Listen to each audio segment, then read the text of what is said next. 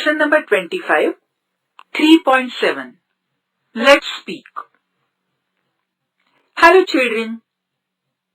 Do you know how to tell your parents that what we have done or won? And how will they react? And what will they say?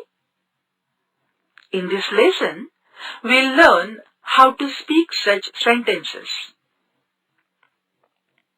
Good morning, teacher. Good morning, Ameya. I stood first in the class.